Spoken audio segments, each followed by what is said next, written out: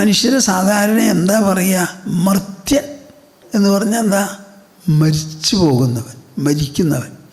നമ്മുടെ ശരീരത്തിൽ അനുക്ഷണം ഉണ്ടാകുന്നത് പരിവർത്തന. അത് വളരാനെടുക്കുന്ന സമയം 21 വർഷമാണ്. ആ 21 വർഷം വരെ വളർന്ന് ആ വളർച്ച തന്നെത്താനെ അവിടെ നിർത്തപ്പെടുന്നു. എന്നിട്ടോ അടുത്ത നിമിഷം മുതൽ ക്ഷയമാണ് തുടങ്ങുന്നത്. അങ്ങനെ എത്ര കാലം നമ്മൾ ജീവിക്കും? ഒരു 50-60 കൊല്ലം. വയസ്സോ ഒരു 80-ഓ 80-ലേറെയോ. 80 കൊല്ലം ജീവിച്ചാൽ പോരെ? ആ 80 കൊല്ലം ജീവിക്കാനായിട്ട് സഹായിക്കും. ശരീരം മർത്യമാണ്.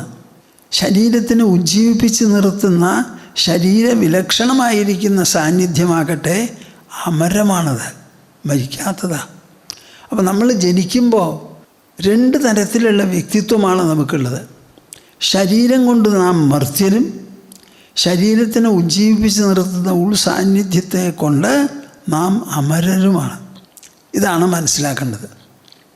മർത്യത്വം ശരീരത്തിൽ മാത്രമാണ്, ഉള്ളിലുള്ളതിന് അമരത്വമാണ്. അപ്പം അമരനാണ് മനുഷ്യൻ, മർത്യനല്ല. ശരീരമാണ് മർത്യൻ. നൃണാം ധർമ്മം സനാതനം. അപ്പം മർത്യനായിരിക്കുന്ന മനുഷ്യനെ, മരിക്കാനുള്ള മനുഷ്യനെ അമരനാക്കി തീർക്കുന്ന ധർമ്മം. ആ മനുഷ്യന് തോന്നുകയായി എൻ്റെ ശരീരം മാത്രമാണ് മരിക്കുന്നത്, ശരീരമാണ് ജനിച്ചത്, അതാണ് മരിക്കുക. ഞാൻ ജനിച്ചു എന്നുള്ള ഒരൊറ്റ അനുഭവം ഒരാൾക്കുമില്ല. ഞാൻ മരിച്ചു എന്ന് പറയുന്നവരാരുമില്ല. ഇതിന് രണ്ടിനും മധ്യത്തിലാണ് ജീവിതം.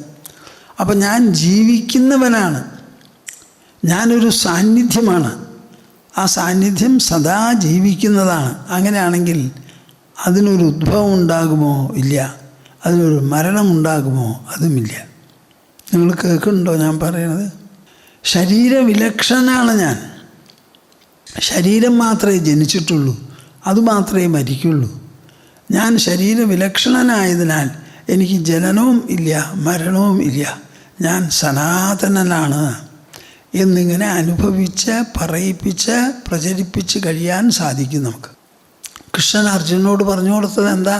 ശരീരം കൊണ്ടും മനസ്സുകൊണ്ടും ബുദ്ധി കൊണ്ടും ദ്രവ്യസമ്പത്ത് എന്നുള്ളതിലേക്ക് ഗാന്ധീവം ഇതെല്ലാം നഷ്ടപ്പെട്ട് പരിതപിച്ചു കൊണ്ടിരുന്ന അർജുനന് വേണ്ടതുപോലെ ആക്കി തീർത്ത് തണുപ്പിച്ച് സ്ഥൈര്യം ഉണ്ടാക്കി കൊടുക്കാൻ ഉപദേശിച്ചത് അമരശാസ്ത്രമാണ്, സനാതന ശാസ്ത്രമാണ്. അച്ഛേദ്യോയം അദാഹ്യോയം അക്ലേദ്യോ അശോഷ്യയേവച നിത്യഃ സർവഗതഃ സ്ഥാണുഃ അചലോയം സനാതനഃ. കേൾക്കുന്നുണ്ടോ കൂട്ടരെ നിങ്ങൾ? ഈ അമരപ്പാട്ടാണ് പാടിയത്. ആര്? കൃഷ്ണൻ. എവിടെ? പടക്കളത്തിൽ. 45 ലക്ഷം പടയാളികളായിരുന്നു അവിടെ. 10 ഒഴികെ എല്ലാവരും 18 ദിവസം കൊണ്ട് കൊല്ലപ്പെട്ടു, താഴത്ത് വീണു. അങ്ങനെ മനുഷ്യനെ സനാതനനാക്കി തീർക്കുന്നതും സനാതനമായ പൊരുളിനെക്കുറിച്ച് അറിവും അനുഭവവും നൽകുന്നതുമാണ് സനാതനധർമ്മം.